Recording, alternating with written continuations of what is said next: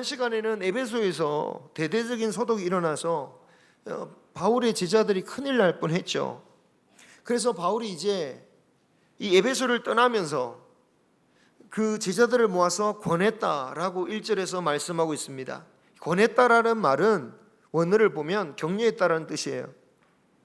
큰일 날 뻔했던 그 성도들, 그 제자들만 큰일 날 뻔한 게 아니라 사실 다 큰일 날 뻔한 거죠. 그 제자들, 에베소에서 남아있는 그 성도들에게 과연 바울은 어떤 말을 해주고 갔을까요? 혹시 바울이 이제 내가 떠나니까 앞으로 이런 일은 두 번 다시 일어나지 않을 거야, 큰 환난은 없을 거야, 그러니까 걱정하지 말고 잘 지내라고 그런 말을 했을까요? 그러지 않았겠죠. 아마도 성도들이 앞으로도 당할 환난에 대해서 믿음으로 어떻게 감당해야 할지, 하나님께서 어떻게 지켜주실지, 그에 대해서 말씀을 전하고 떠났을 겁니다. 사실 말씀을 받는 입장에서는 그런 말씀보다는 앞으로 환난이 없을 거라고, 아니면 그런 환난이 있을 때 어떻게 하면 피할 수 있을까, 누구를 만나든지 무엇을 한다든지, 그렇죠, 그런 일을 주로 하는 사람들 있잖아요, 점쟁이들, 그죠? 어떻게 하면 피하고 어떻게 하면 그 위기를 모면하고, 그게 인간이 만들어낸 우상적인 신앙의 근본이라고 할 수 있습니다.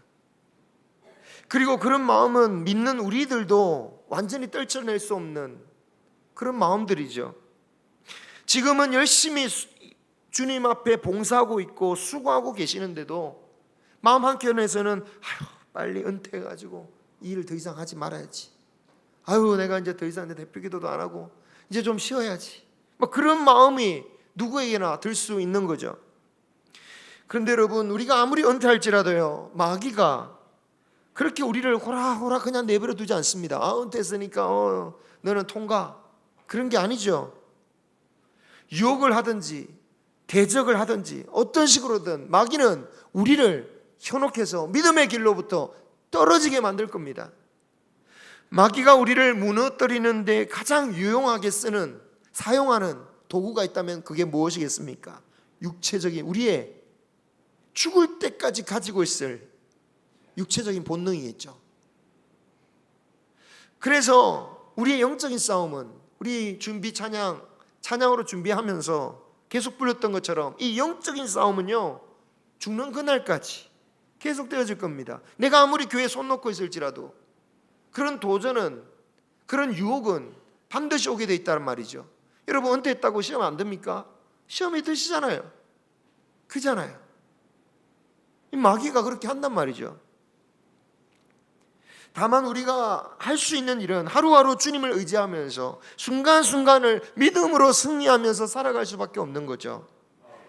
감사한 것은 그렇게 하다가 때로는 실패할 수 있지만 그럼에도 불구하고 우리에게는 예수님의 은혜가 있기에 얼마든지 예수 이름으로 나는 일어나리라, 회복되어지고 다시 믿음의 길을 갈 수 있다라는 그것이 우리에게 큰 은혜인 것이죠. 그러므로 우리가 어떤 모습일지라도 결코 낙담하지 말고 다시 한번 주님의 은혜를 붙드는 우리 모두가 되기를 소망합니다. 오늘 말씀 속에서 그런 도전을 받기를 소망합니다. 바울이 이렇게 에베소 성도들을 격려한 뒤에 마게도냐로 가는데요, 그때 나이가 50대 초중반 정도 됐습니다. 그러니까 딱 지금의 저의 나이입니다. 저 나이 비슷했겠죠. 아직 한창이겠네, 그렇게 생각하실 수도 있겠지만 그때 당시 평균 기대 수명이 50세에서 60세 사이였어요. 그러니까 이 정도 나이였다면 이미 그때 당시는 인생의 황혼기에 접어들었구나 라고 생각할 때쯤이었어요. 인생을 마무리해야겠다, 그런 생각을 누구나 할 만한 나이였단 말이죠. 신체적으로도 많이 지쳐 있었던 상태였습니다. 3차에 걸친 멀고도 험한 전도 여행으로 인해서 몸에 상처가 없는 것이 없는 거죠. 바울이 겪었던 모든 고난이 사도행전에 다 기록되어 있지는 않습니다. 하지만 고린도 후서에서 바울이 밝히죠.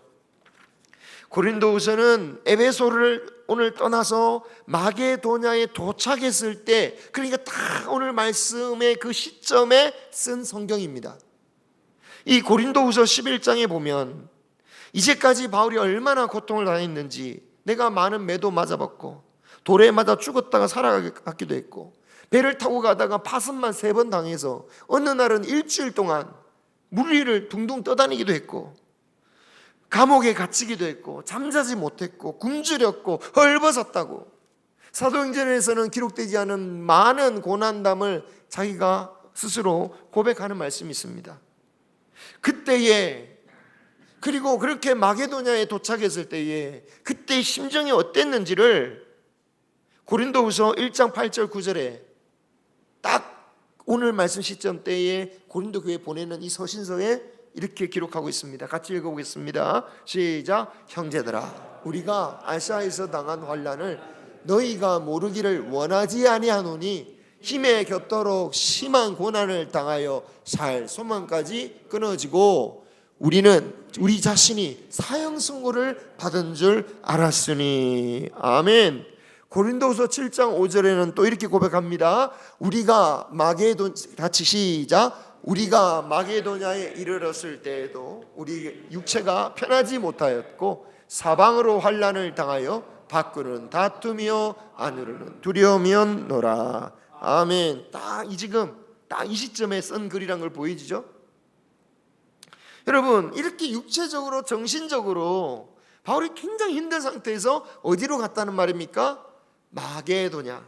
그러니까 지금 에베소가 아시아 터키 지역이라면 더 서쪽인 마게도냐로 육체적으로 그리고 심적으로 너무 힘든 상태로 간 거죠. 그런데 그 마게도냐가 어떤 곳이었습니까? 이미 2차 전도 여행 때 복음을 전한 곳이었잖아요. 그 빌립보에서 무슨 일을 당했죠? 매를 맞고 감옥에 갇혔습니다.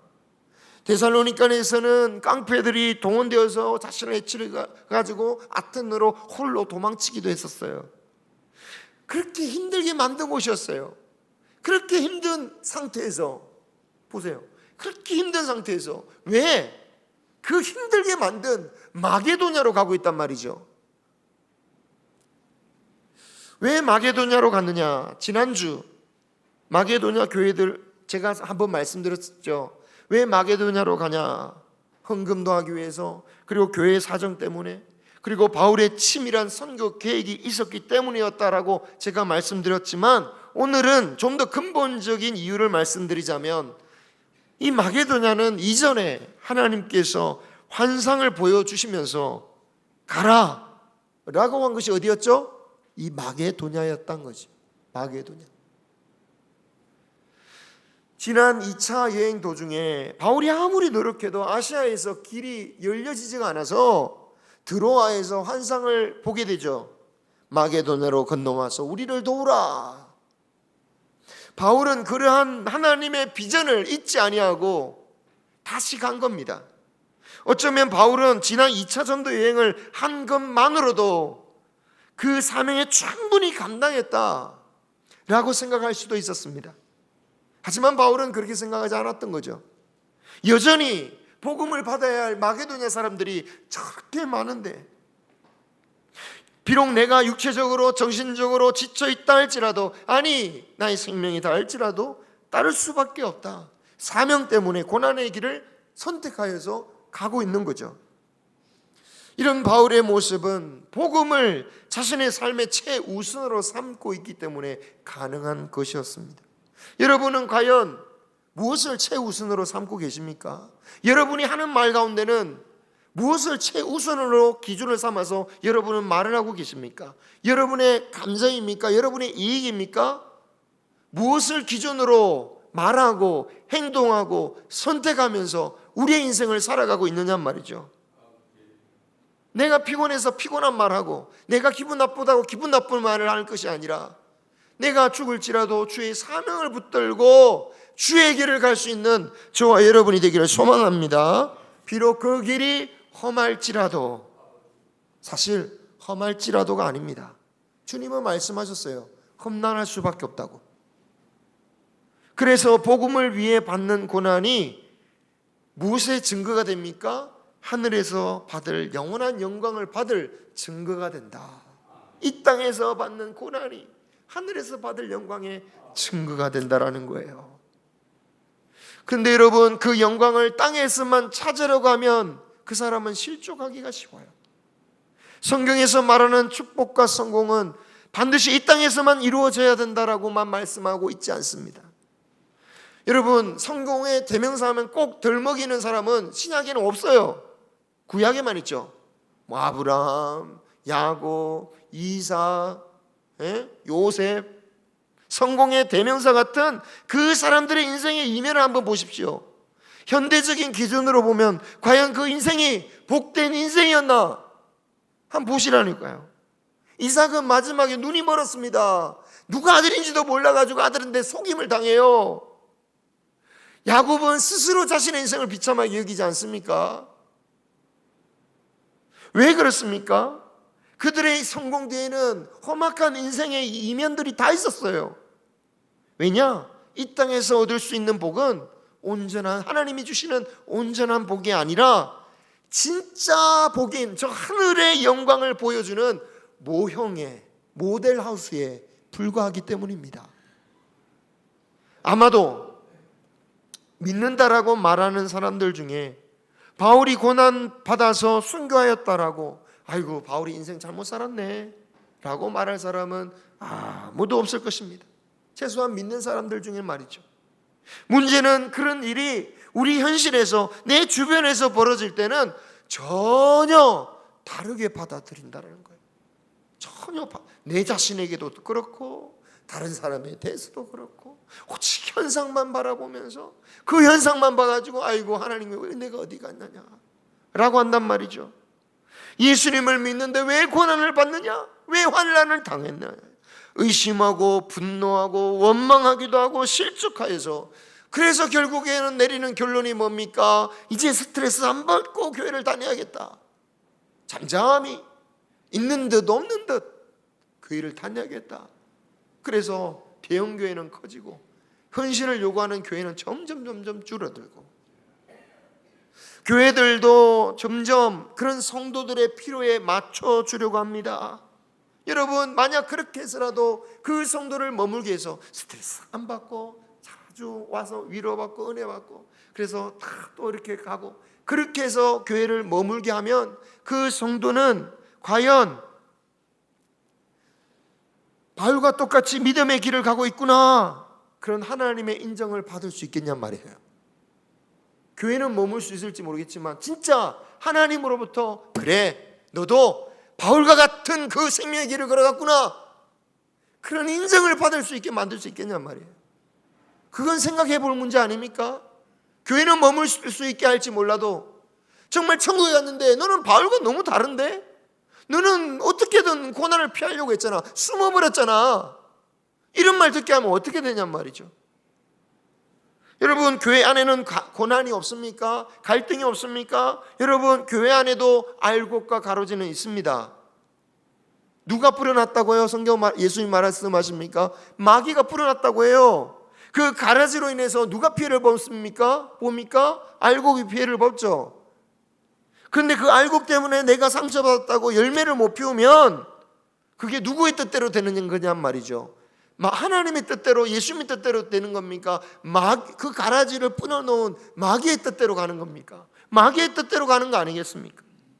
여러분, 마귀의 원하는 대로가 아니라 주님이 인도하시는 생명의 길, 믿음의 길을 갈 수 있기를 축복합니다. 여러분, 모두가 바울과 똑같은 방식으로 살라는 말씀이 아닙니다. 바울 시대 성도들 중에서도 모두가 바울처럼 산 건 아니잖아요. 그 아나니아 삽비라도 마찬가지였죠. 제가 말씀드렸지만 자신의 삶을 따라 살았어요. 자신의 거처를, 자신의 생기를 위해서 살았어요. 그 가운데서 바울을 후원했죠. 그렇지만 바울과 같이 살지는 않을지라도 바울이 오늘 말씀에서 뭐라고 합니까? 성도들을 격려하잖아요. 왜 격려합니까? 믿으면 당하게 되는 어려움이 있으니까. 그 성도들, 그죠? 그들을 위해서 바울의 격려를 받아야 할 만큼 하나님을 믿으면 내가 감당할 고난이 있다라는 거죠. 정도의 차이입니다. 그리고 그 성도들이 겪었던, 그 초대교회 성도들이 겪었던 고난에 비하면 우리의 정도도 훨씬 약하지요. 왜 그러냐? 그것이 다 믿음으로 헌신하고 순교했던, 그 헌신하고 희생했던 믿음의 선조들 덕분에 우리는 참으로 이렇게 은혜로운 믿음의 생활을 하고 있습니다. 그러나 변함없는 사실은 무엇입니까? 믿으면 고난의 길을 간다는 그 본질은 결코 바뀌지 않는다라는 거예요. 정도의 차이지. 문제는 어떻게 이 믿음의 길로 우리가 진짜 순종해서 살아갈 수 있느냐? 아유, 너무 힘드니까 못하는 거 아닙니까? 뭐 몰라서 안 합니까? 괴로우니까 안 하는 거죠. 이런 가운데서 내놓을 수 있는, 우리가 당연히 생각할 수 있는 답이 무엇입니까? 성령 충만이지. 성령 충만. 성령 충만함을 통해서 우리는 믿음의 길로 갈 수 있는 거죠. 성령께서 나를 붙잡아서. 그런데 여러분, 성령 충만이란 게 과연 뭘까요? 이 성령 충만하면 더 이상 괴롭지 않는 것일까요? 힘들지 않는 것일까요? 그렇게 이해한다면 오늘 말씀 바울의 이 고백을 어떻게 우리는 이해해야 됩니까? 바울이 괴로워하는 말씀을 보잖아요. 바울이 성령 충만하지 않으니까 막 아이고 저렇게 힘든 고백을 막 하는구나. 아이고 내가 막 다툼이고 안으로는 두려움도 있었다. 자기가 두려웠다는 뜻 아닙니까? 그래, 그럼 바울도 성령 충만 받아야지. 이렇게 생각한다면 우리가 과연 그렇게 적용할 수 있냔 말이죠. 감옥에서도 찬양하고 기도했던 바울, 그런 사도에게 아이고 성령 충만하십시오, 누가 그런 말을 할 수 있습니까? 그리고 성령 충만하지 않았다면 어떻게 그가 막 그 힘든데 그 힘들게 만든 마게도냐로 갈 수 있냔 말이죠. 그렇지 않겠죠. 힘들어하고 두려워하고 있기 때문에 성령 충만하지 않다? 그렇게 생각하면 진짜 심각한 문제가 생깁니다. 무슨 문제가 생기냐? 여러분, 예수님께서 십자가에 달리시기 직전에 겟세마네 동산에서 기도하실 때 어떻게 하셨습니까? 밤새도록 기도하시면서 내가 고민하여 죽을 지경이다라고 말씀하셨어요. 여러분, 성령 충만하지 않으시니까 고민해서 죽을 지경이 되신 겁니까? 그렇게 해석하면 안 되죠. 성령은 예수의 영인데 그렇게 해석할 수가 없습니다. 그러니 우리가 성령 충만이 무엇인지를 똑바로 알아야 되는 거예요. 성령 충만은 감정적으로 막 감동해서 충만해가지고 막 자발적으로 막 흥분한 상태에서 막 슬픔은 없고 괴로움은 없고 막 무조건 가는 그런 상태만 말하느냐? 아니다라는 거예요. 그렇게 말하는 사람들이 있지만 아니라는 거예요. 성경은 아니다라고 분명히 말씀하고 있습니다. 성령 충만이 뭡니까? 인격적인 성령, 하나님의 온전하심을, 인도하심을 받아들이고 그 길을 따라가는 거예요. 하나님의 영, 예수님의 영만을 따르도록 만드시는 것이 성령님이십니다. 성령님은 종종 제가 말씀드렸지만 우리의 인간적인 모든 감정이나 인격을 다 없애버리고 그냥 접신하듯이 다른 영이 들어와서 그런 식으로 만드시지 않습니다. 믿음의 사람도 그래서 슬퍼할 수 있어요. 괴로워할 수 있습니다. 그것은 믿음이 없어서가 아니에요. 제 가정 가운데 아픔이 있고 장로님 가정에 아픔이 있어서 그것 때문에 아파하고 눈물 지며 기도할 때 아이고 믿음이 없어서 이렇게 힘들어하는 거야, 그런 게 아니란 말이에요. 주님의 뜻이기에 지치 몸일지라도 이끌고 순종의 발걸음을 옮기는 것, 이것이 진짜 성령 충만한 사람이에요.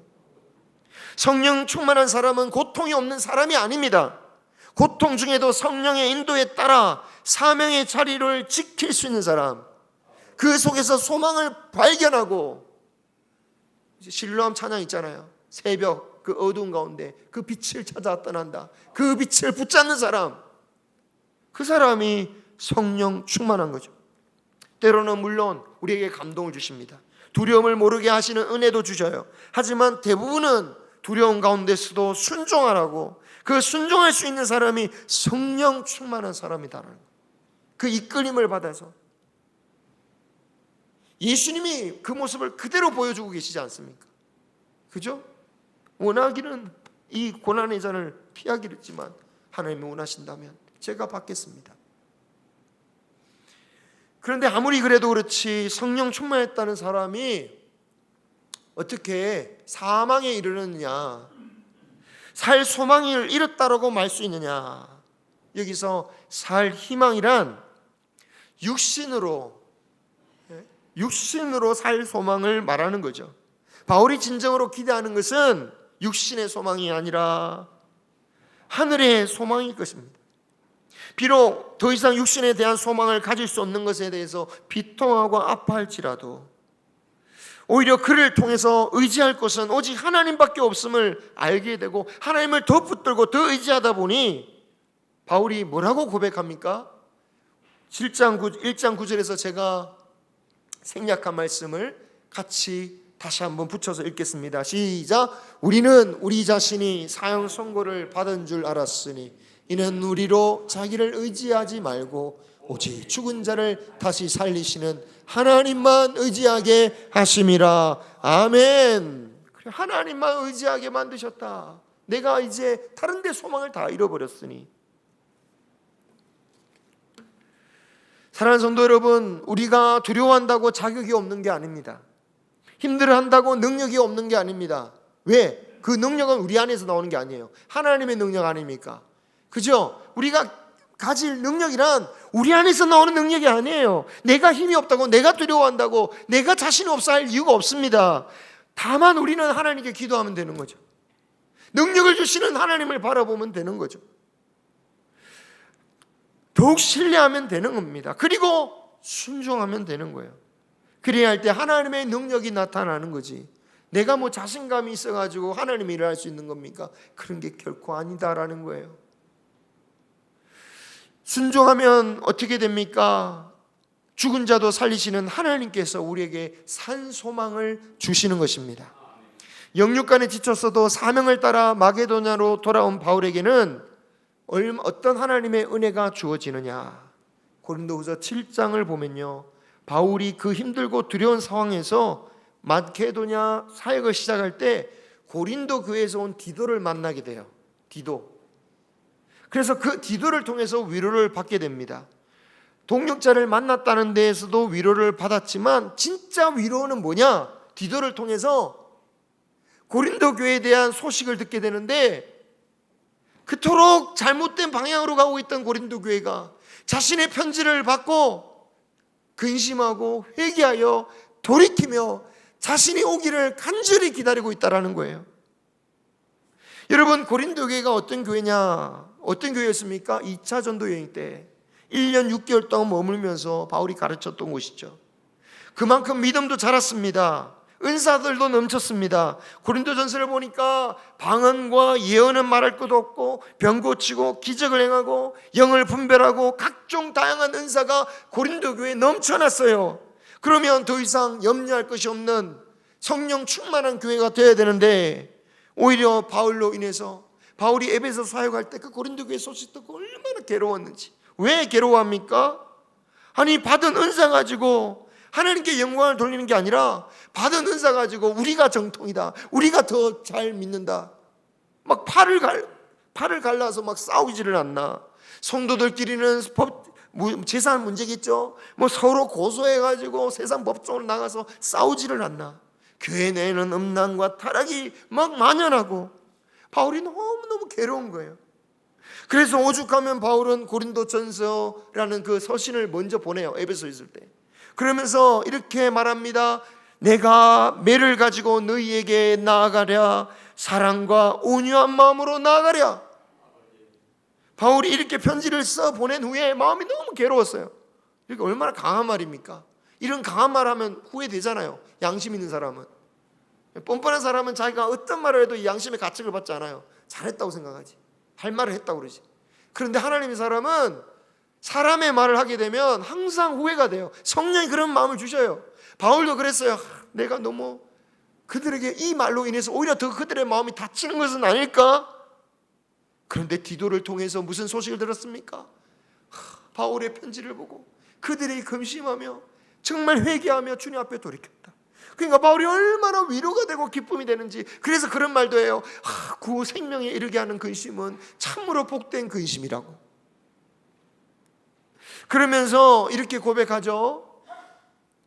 고린도후서 7장 6절입니다. 시작. 그러나 낙심한 자들을 위로하시는 하나님이 디도가 오므로 우리를 위로하셨으니 그가 온 것뿐이 아니요 오직 그가 너희에게서 받은 그 위로로 위로하고 너희의 사모함과 애통함과 나를 위하여 열심히 있는 것을 우리에게 보고함으로 나를 더욱 기쁘게 하였느니라. 아멘. 믿음의 길로 마게도냐에 갔을 때에 정말 힘들고 지쳐서 두려움 가운데 있을 때에 그에게 있던 근심된 그 고린도 교회의 기쁜 소식을 들려옴으로 말미암아 바울이 얼마나 기뻐했는지.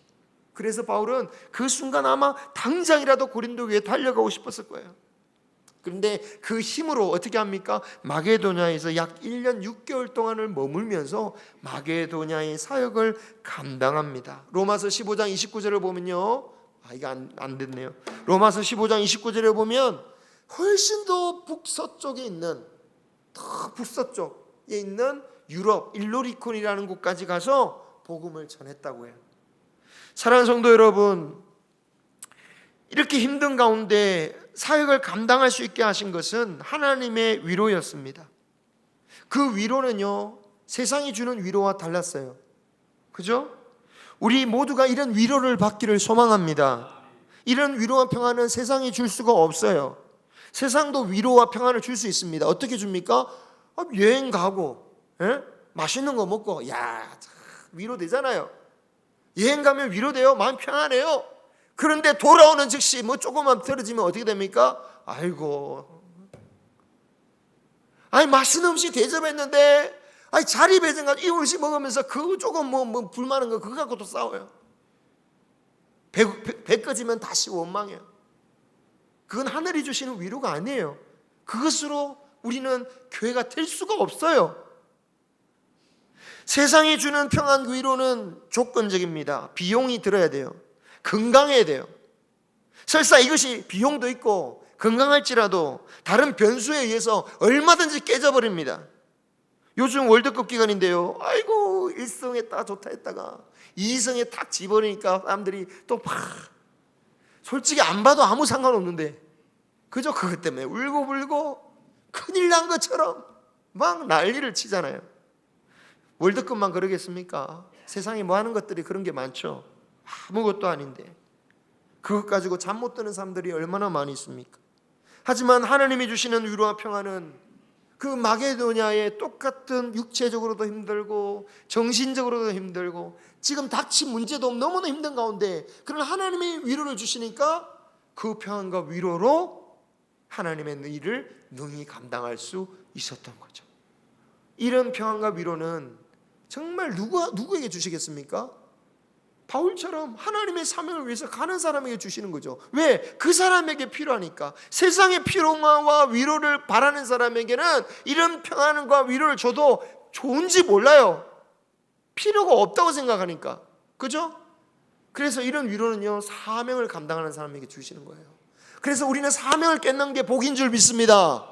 내 사명이 무엇이냐 다른 거 아니잖아요. 믿음으로 여러분 사시면 돼요.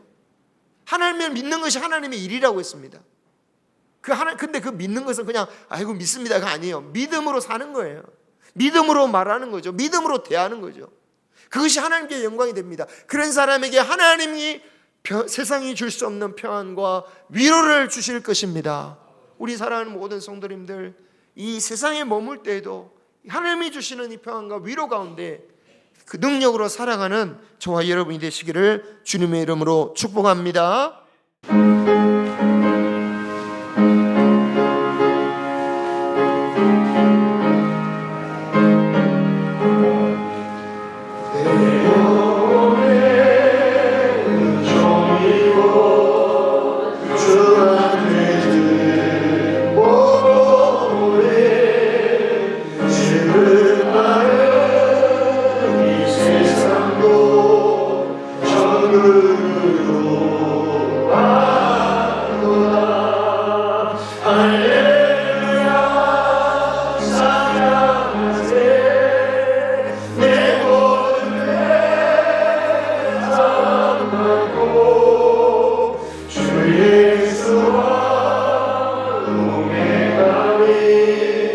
그